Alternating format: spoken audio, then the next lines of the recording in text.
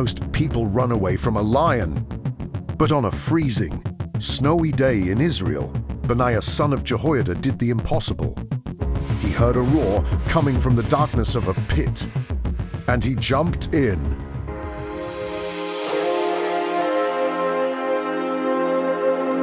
Who was this man, and why was he so fearless? This isn't just a story of survival. It's the story of a man who became the right hand of King David. Before he was a general, Benaiah was a legend. First, he took down two of Moab's fiercest warriors.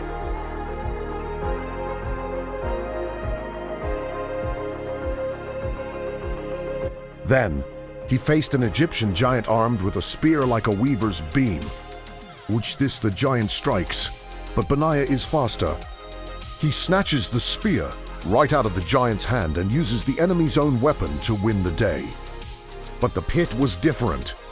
In the dark, on the ice, where his footing was gone, he didn't rely on his strength. He relied on his God. He went down into that pit a soldier, and he came out a hero. King David saw something in Benaiah that he saw in himself, a heart that doesn't fear giants or lions. He put Benaiah in charge of his personal guard. Most people see a warrior's life in flashes of steel and blood, but for Benaiah, it began with an inheritance of holiness. He was not born of a line of soldiers, but of the line of Aaron.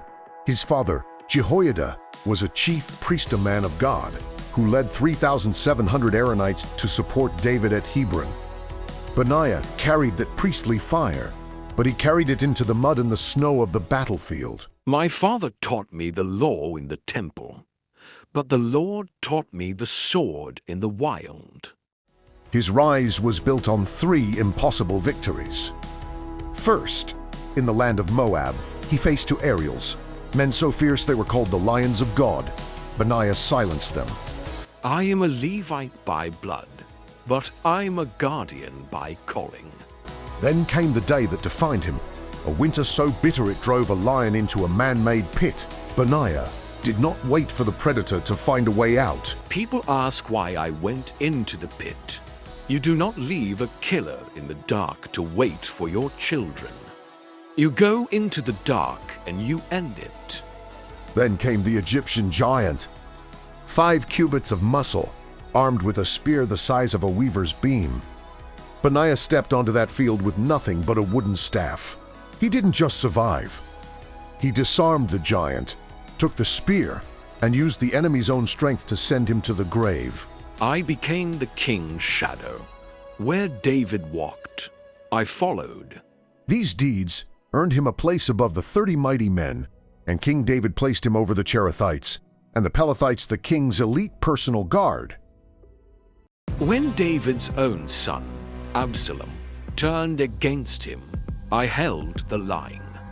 But the true test of Benaiah's steel came not in war, but in the transition of power. As King David lay dying, another son, Adonijah, moved to seize the crown. The great general Joab and the priest Abiathar joined the rebellion. But Benaiah, along with the prophet Nathan and the priest Zadok, stood firm for Solomon. I heard the shouts for Adonijah. I saw the generals turning their backs on David's command. But my sword follows the word of the king, and the word of the king was Solomon. When Solomon was crowned, Benaiah became the instrument of the new king's justice. He was ordered to do what no other man dared, to strike down Joab, the former commander of all Israel. Joab fled to the tabernacle, clinging to the horns of the altar, thinking the holy place would save him. Joab told me, I will die here. And so, at the king's command, I struck him down where he stood. The blood of the innocent that Joab had shed finally returned to his own head. For his unwavering loyalty, Solomon promoted Benaiah to be the commander-in-chief of the entire army of Israel. The son of a priest became the highest general in the land, serving over 24,000 men. He was the man who secured the peace of the Golden Age, ensuring that the throne of David remained unshakable. Benaiah, son of Jehoiada, a priest's son, a king's shield, a nation's sword. I have seen the snows of the pit and the gold of the palace. Through it all, the secret remains the same. Fear God, and you need fear nothing else, not lions, not giants, and not the shadows of kings.